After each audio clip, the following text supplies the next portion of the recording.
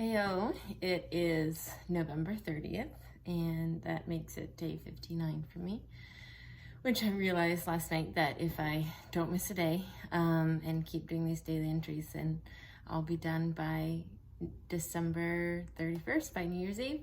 That'll be my 90 day, and that was kind of an exciting thought to feel like, all right, like given all the hookups and stuff and the missed days, like it'll still come together, and it felt like an encouraging push to like these next 30 days, like just try to dial in and to do it, and to, I've made it 2/3 of the way there, like almost. I can make it this last third, and you definitely can tell that I'm a coach and a runner because of the way that I think and goals and setting like that. Yeah, today was good. It's like today was like getting back into real life, and I kind of talked about that yesterday of not coming back from a vacation thing and not feeling like this big pull between who you can be in recovery and if you're away from life stresses, and who you have to be with life stresses. Like sometimes it can feel like recovery is just not possible with the stresses of life, like whether it's your family or your relationship or your job. And I definitely felt that way in the past. I felt like there's no possible way, like I'll never get a breath or a break that I need enough in the way that my life is right now, that I could possibly like really get a handle on my recovery. Like, I'd have to do something drastic. I can't, like there's so many daily things that I wake up to, whether it's work or school, like so many expectations, papers I need to get in, or when I was married, the relationship, like I felt like I had to show up, and there's just no chance, there's no opportunity to say like I can't, there's no chance to opt out and to say that I can't do this today.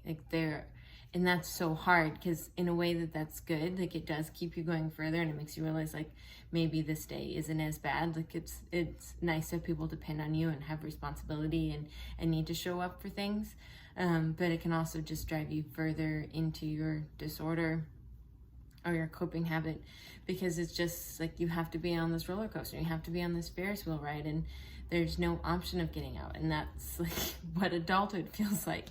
And I remember when I was 25 and I got myself enlisted in the outpatient program, it was like saying enough. I just wasn't going to, like I needed a hard change. I needed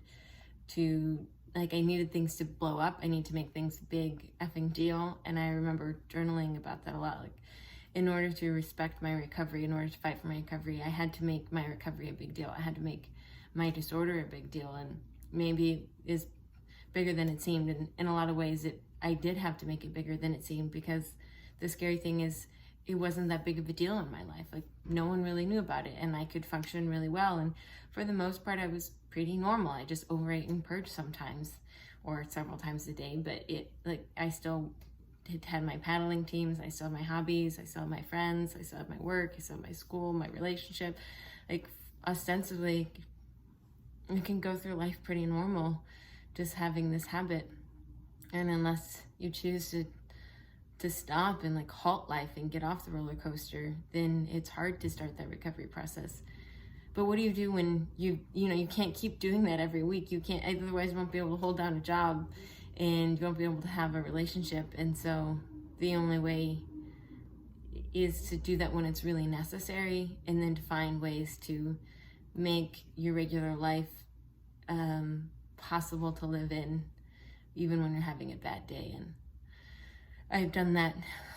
I've tried to find ways to do that with my recovery, that if I do have a hiccup day, then it's better if I don't go running, because that can just facilitate the cycle of it and try to make things normal when they're not. So it means I have to give up running for the day, and also means like I can still do movement, because the thing isn't about punishing my body or like keep going into that binge purge cycle, but it's might mean like doing some yoga and doing something low intensity that's not calorically high burning, or going on a walk, or talking with friends, or doing some time writing, or but that can be really hard. And it's hard for me to do that, honestly, when I have a hiccup, to say like, okay, well, in order to make this kind of a big deal, but a big deal in a way that, you know, I'm not quitting work and I'm not leaving my relationship, I have to find other things. It means that, like, yeah, I still have to eat a meal later, and I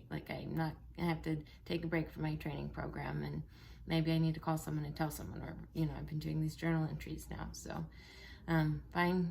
figuring out a way to fight for your recovery even when life is normal and life has to stay normal.